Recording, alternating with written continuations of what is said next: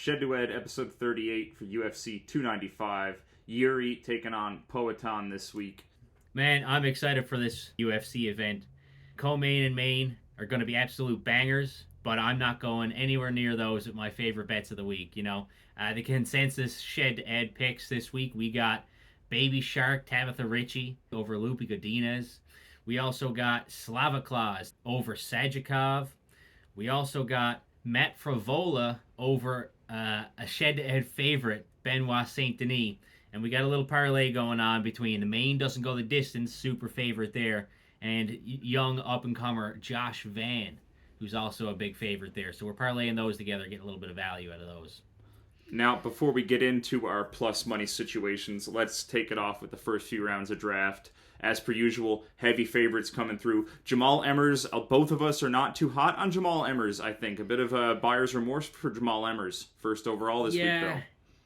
That's what happens when I start the draft too early. I was just kind of looking at the heavy favorites, and I was down between this guy, Josh Van, and Jemmers. So I was like, I'm going to take the veteran with Jemmers. And then throughout the week, I watched a good bit of Josh Van, and man, some buyer's remorse there for sure. Kind of upset that I had first pick and you got my favorite pick out of it, but that's the way she goes.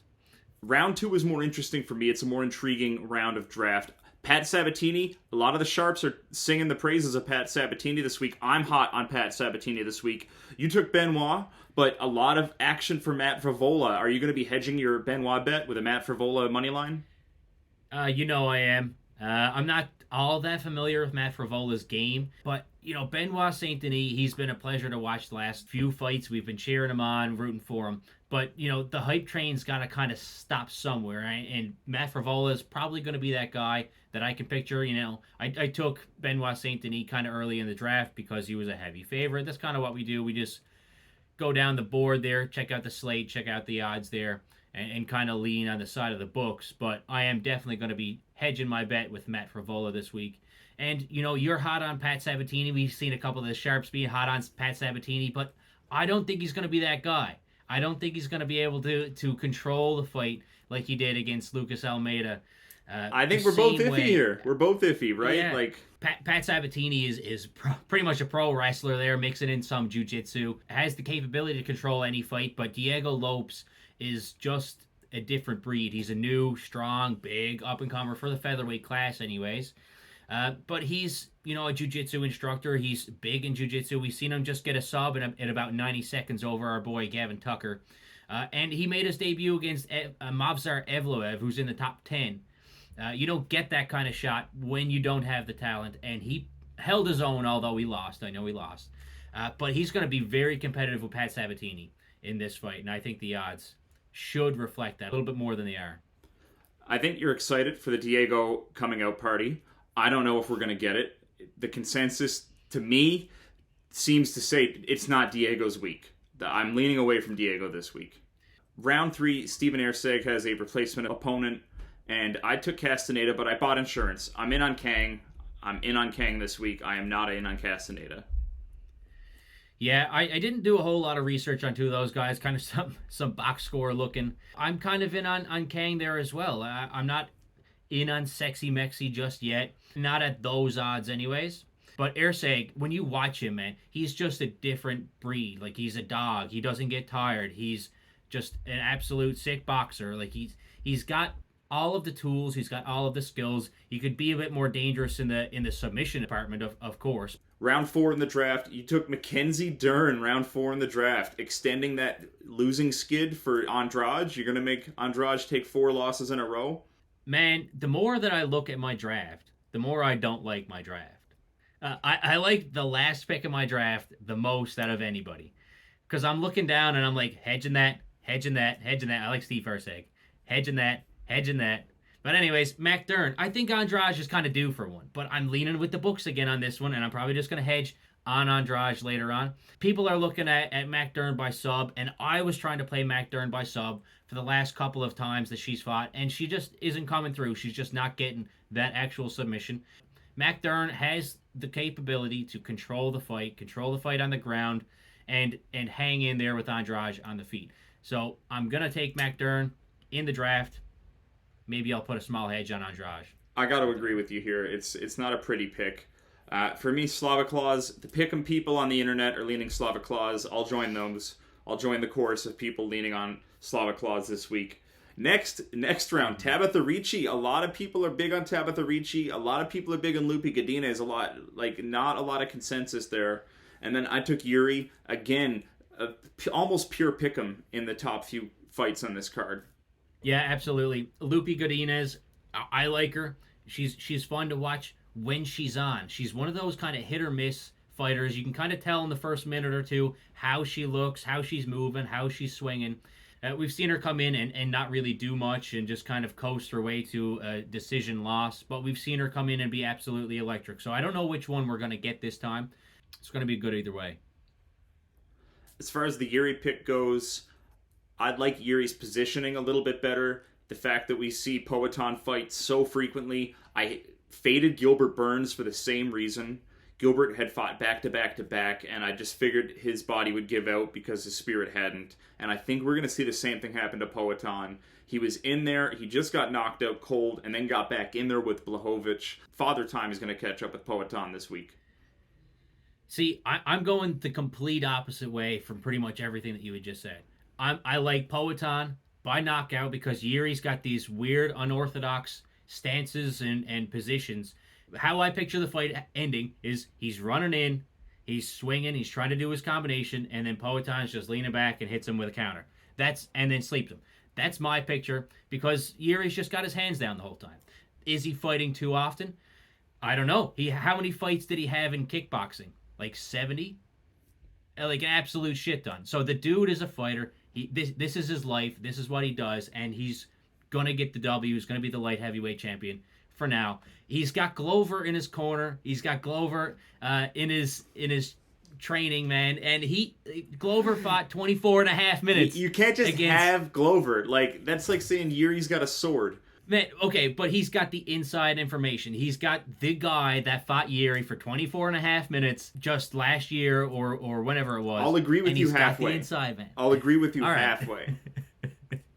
I watched Yuri fight Uzdemir, and he was very willing to take shots. So I can see why you're leaning towards Yuri losing by stoppage. I also think Yuri knew he wasn't going to get knocked out by Volkan. So I think he's going to adjust. Which is bold, because he's got power. It is bold. And yes, Poatan is now up to 205. That's going to play into his favor. I think over 1.5 rounds is my favorite part of this bet. Honestly, we're in round 5 of the draft. I'm not hard on Yuri. He's not in rounds 1, 2, 3, or 4 of my picks. But I do like over 1.5 rounds. I think both guys are willing to give up 5 minutes just to feel each other out.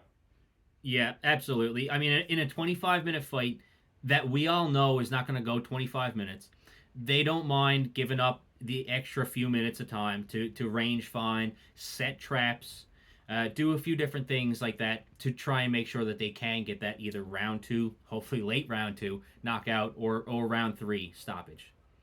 Now, that brings me to my final pick for draft order. I'm taking over 2 rounds for the main event. Sergey Pavlovich, final pick of the draft, round 6 pick of the draft. What made you lean Pavlovich? You don't want to go with clever Tom Aspinall? You think that short notice is going to work against Tom? Tom's a dog, man. I'm kind of more excited for the Tom Aspinall-Pavlovich fight just because I want to see Pavlovich back in the ring, man. I thought he should have been the contender, not Stipe against John Jones. Now, John Jones is gone, Stipe is gone, whatever, but we still have the true contenders, and that's, in my opinion, Tom Aspinall and Pavlovich. Pavlovich is that guy.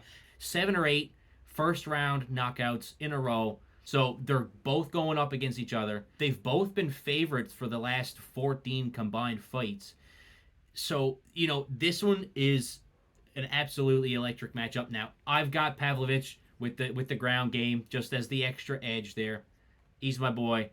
I'm going with him, but I wouldn't be too surprised if Aspinall knocked him out cold, because that's how this one's going to end. 5 minutes in, one of them's going to be dead on the ground. I actually took that bet. I took this bet. This fight will not make it to the second round. I think that's actually a fun, spicy way to get in on this, on the favorite side of something, and I think that's what's going to happen. Absolutely, man. That's a good one. So yeah, just returning back to it, we got Richie, who's going to be on against Lupi. Now, if Lupi's on or not, I don't know, but Richie's going to be on. We got Slava Claus, man. I doubted this guy on probably the last couple of episodes that we've put out. Slava Claus joke, this, whatever. He proved me wrong, obviously, so much so that I'm on him this time. Yeah, watching Sadikov over Terrence McKinney. Sadikov was just getting absolutely destroyed for the first like 5.5 minutes of the fight. Then he puts his fingers in the fence, gets advantageous position. The ref just lets him go with it, and he gets the sub. But I don't think he's ready for this level of competition because I don't think that he should have beat T-Rex in the first place. I think a lot of our picks this week are kind of leaning into the knockout side of things. We're kind of hoping people don't start to lay and pray. If we start to see a lot of clinching, I think a lot of these bets could go sour on split decisions. If these things start to hit the scorecards, we might be in some trouble. Yeah, and that's one of the reasons why I'm staying away from the Diego Lopes Pat Sabatini fight, because I can see Sabatini having like 10 minutes of ground control and losing by split decision because Diego Lopes is trying submission attempts and doing all these crazy different things. Yeah, that fight can go any different way, and I don't think that one's going to end up in a finish either, because two of them are so well rounded on the ground. I don't think they're going to be able to get one another in a submission. To that point, the Matt Frivola fight. Frivola's last 4 fights were TKO KO stoppages. We're hoping for that to keep happening. We do not want to see some sort of regression there. I want to see Matt Frivola continue the violent streak and to find himself on that winning side. And I like him at plus money. I think he's got a decent puncher's chance this week. Yeah, and Benoit's been finishing his fights too, so that one's probably not going to go the distance. And if it stops, could be either way. That's pretty much it. The only other parlay we got, Maine doesn't go the distance because these guys just have way too much power to last 25 minutes in the cage with each other. And Josh Van against Kevin Boreas, man. Kevin coming in, trying to squeeze his way in, but Josh Van is the new prospect. You know, he's only 22. He set the record for flyweight significant strikes in debut. He had 120 significant strikes against Zalgas Zumagulov, who is lost a lot of fights, but man, he's a fighter. We got these two new guys in here. We got Josh Van, the new guy, parlayed up. Get us some value on that one, because I'm not laying 4 units on one fight. And I like Josh Van. I like him a lot better than Jamal Emmers this week, honestly. Okay, yeah, rub it in. All right, well, let's go, baby. Let's go.